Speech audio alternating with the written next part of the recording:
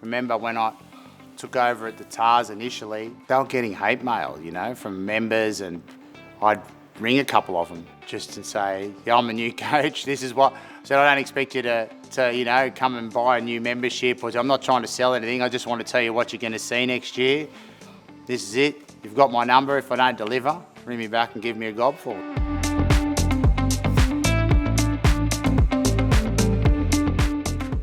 I had a great experience, in the good times and in the difficult times, and we had those ups and downs all the way through.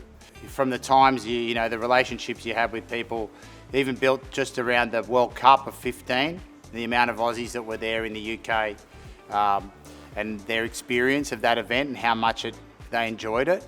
The different relationships you have with Aussies overseas to Aussies here. I think my connection with club rugby and my club rugby roots here were always good for me around relating with the fans.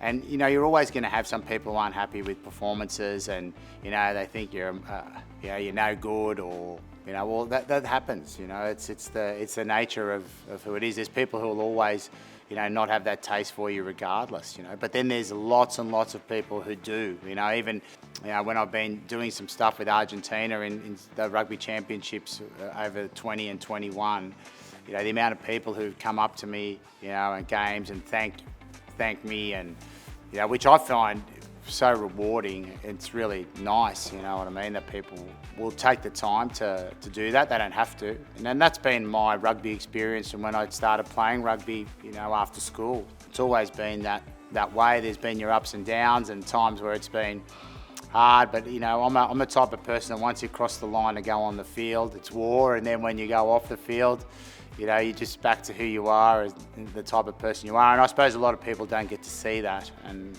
on the screen or from the coach's box, they don't get to see those things, and that's the way it is. I like that. So, because I'm brought up in that club rugby environment, that I've got a good grounding, and fans like the fact that I love the game and want the game to be better here no matter what, whether it's a club level, kids level, or at the elite level.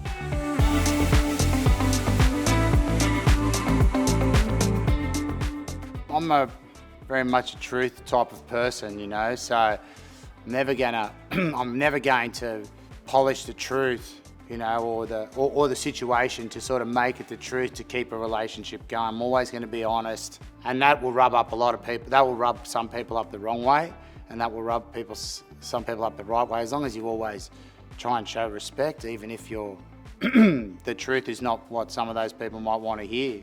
Whether it's media or administrators. I wouldn't say it's the same with fans. I think fans, you treat them differently because they're your people. They're the people who are there supporting your team, and you try to look after them all the time. I remember when I took over at the TARS initially, they were getting hate mail, from members, and which I couldn't believe. So I remember my family wasn't there early on, and I asked the lady in charge of the memberships to give me some of the worst ones, I think maybe 20 or 30 of them, with the phone numbers of those members. And every day on the way home from training, I'd ring a couple of them, just to say, yeah, I'm a new coach, this is what. So I don't expect you to come and buy a new membership, or I'm not trying to sell anything, I just want to tell you what you're going to see next year. This is it, you've got my number, if I don't deliver, ring me back and give me a gobful, So, and funny enough, a lot of them did keep my number, and sometimes they sent me texts about what we should be doing, but in the week leading up to the final, a lot of them contacted me, to say thanks or congratulations. And I think that type of honesty and reaching out to fans and telling the truth, even though sometimes people may not like it, is always a way to keep relationships for the long term. They won't always be, everyone holding hands singing "We Are the World," but they'll be real, and they'll be that they're ones that you can go back to. I know I've had some nasty ones with truth-telling, let's say with player agents, okay, and it's got sour.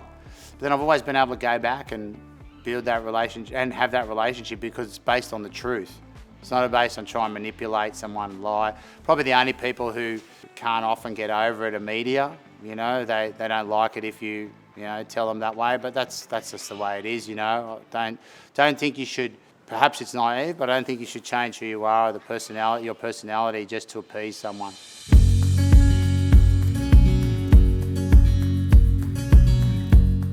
The first year I coached the Wallabies, in fact, right up to the World Cup, I actually coached New South Wales as well. So I'd sort of double job for a year, which in retrospect was actually quite handy. You know, you're handling a good part of the team on a day-to-day basis.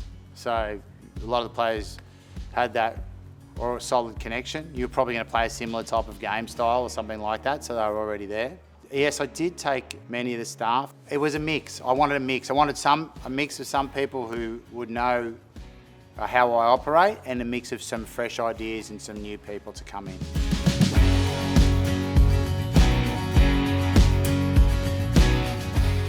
If you're not getting fresh energy and fresh ideas and being challenged all the time about how you either prepare or play the game, or how we're doing this off field, what could we possibly be doing better, that's the only way to provoke new ideas in your own head. Otherwise, you know, because of the rhythm and the routine you got to operate in, sometimes you can get caught in that rhythm. So you always need people coming in. I remember Trent Robinson came on one tour for a few weeks with us. I've had discussions with different AFL coaches and different people who have been involved from different sports. You know, so different ideas of people coming in and being able to help us develop a new system or a better system or improvements on the system that we've got already to get the team to a higher level.